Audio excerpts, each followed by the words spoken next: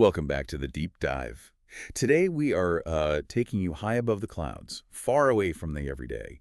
We're heading into the isolated world of Thomas Mann's huge 1924 novel, The Magic Mountain. And it really is its own world. It is. So let's unpack this. We're not talking about a beach read here. This is, widely considered one of the most important novels of the 20th century. Our mission today is to really get into why this sprawling book, it's a cornerstone of modernist literature, is celebrated as this supreme combination of story, philosophy, and psychology. It's dense, but we're going to try and distill it. And to understand the philosophy, you absolutely have to understand the geography first.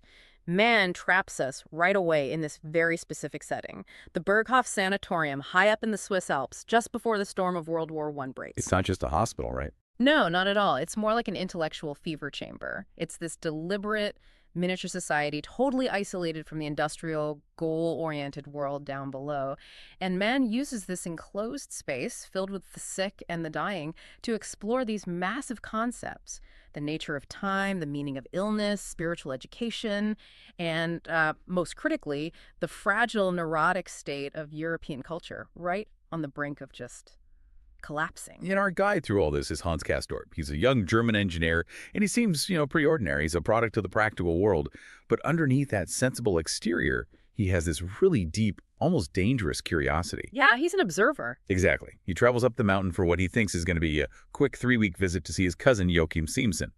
And Joachim's, well, he's everything Hans is not. He's the military man. Right. Discipline, duty, order. He wants to get back to the real world. But almost immediately, the mountain starts to exert this strange pull. It begins to emotionally and intellectually trap Hans. And that's because life at the Berghof operates under a totally different set of rules. The calendar doesn't matter. It's the clock that runs everything. The daily rituals. The rituals, exactly. Existence revolves entirely around them.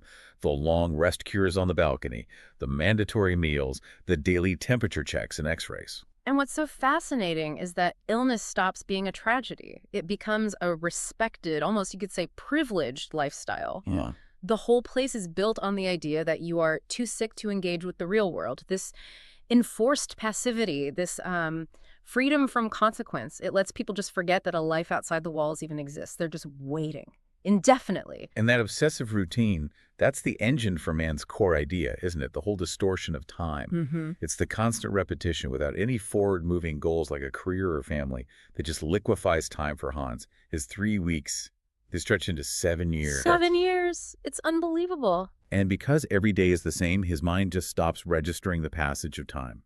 Days melt into months. A whole month can pass by and feel like a single day.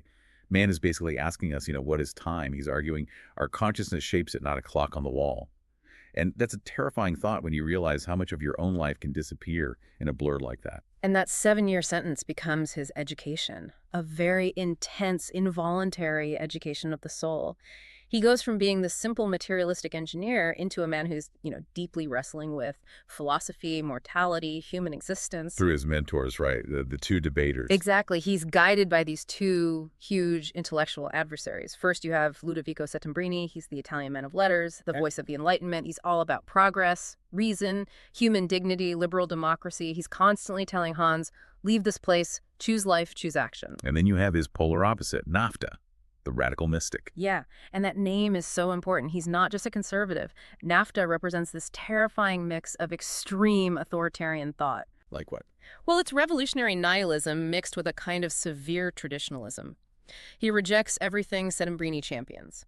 He argues that disease and death aren't failures of reason, they're necessary. They spiritualize you. So he actually elevates suffering. He elevates suffering, dictatorship, even violence as tools to achieve purity, whether it's spiritual or political. He is the complete refutation of liberal humanism. And the genius of the book is that their arguments, which happen every day over dinner, aren't just academic. They're debating humanism versus mysticism, liberal democracy versus authoritarianism. Progress versus reaction. They're basically debating the fate of Europe right before it tears itself apart. And Hans is the battlefield for these ideas. And if you listen to what they argue about, take freedom, for instance. For Settembrini, freedom is rational liberty, the right to vote.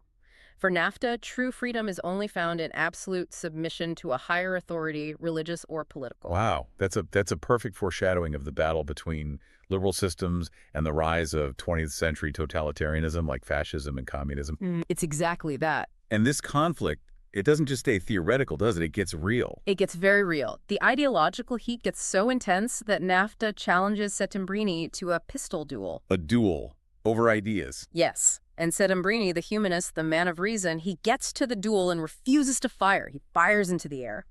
But NAFTA, driven by the absolute certainty of his extremist beliefs, he turns the gun on himself, commits suicide. And that is the symbolic failure of European reason. It's man saying that when ideology becomes so absolute, so uncompromising, dialogue is impossible. The liberal order it fails to contain the fever of violent extremism. And while Hans is going through this intellectual fever, his heart is getting an education too. We have to talk about Klovdia Chosha, The mysterious Russian woman. the focus of Hans's obsession. She's the opposite of rationality. She's sensuality, exoticism, the allure of illness itself. And she forces him to actually do something, for once. She does. He writes her this passionate declaration of love, a rare moment of action in his otherwise passive life. But his romantic dreams are shattered. She leaves, and then she comes back, years later, With another man. with the crude, arrogant Dutch officer. It's heartbreaking for Hans, but it's vital. It grounds all his philosophical learning in the reality of human vulnerability and messy, unpredictable desire. And speaking of grounding, Yeah. the tragedy of his cousin, Joachim.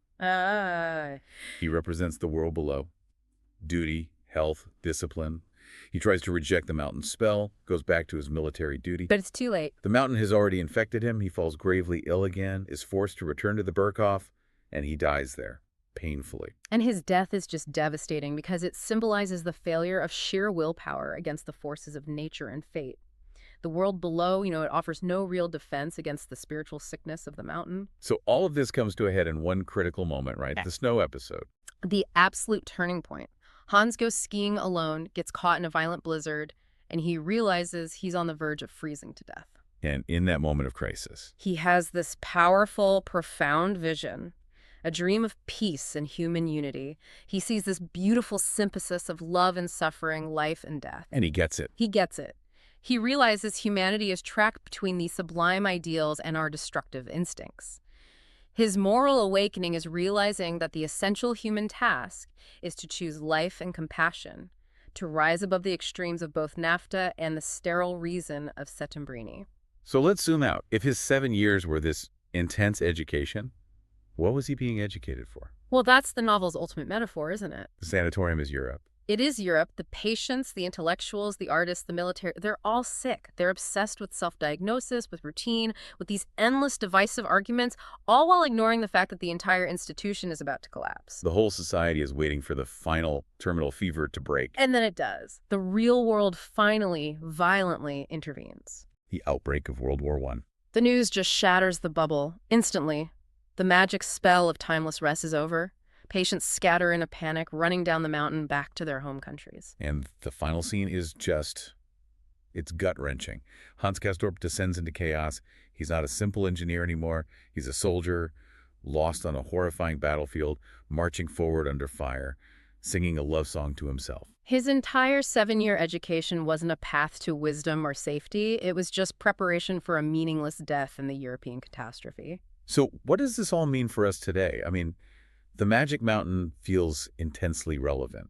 It's this deep study of how we deal with time, mortality, desire, ideology. It reminds us that reason, duty, even passion, they can all fail when confronted by human suffering and political extremism. And here is a final thought for you to carry forward. It ties directly into man's mastery of the unresolved ending. The novel, it intentionally concludes without telling us if Hans Castorp survives the trenches of World War I. His whole journey is just left hanging. So, considering his profound experience of time distortion on the mountain, those 7 years where his mind learned to disregard the clock if Hans does survive the battlefield, Yes. How much of his former self, the ordinary engineer who just planned a 3-week visit, do you think actually remains? Is he permanently transformed, or will the trauma of war just erase the magic of an existence where time had no meaning? That's the unsettling question, isn't it? Yeah. About identity and what it takes to survive.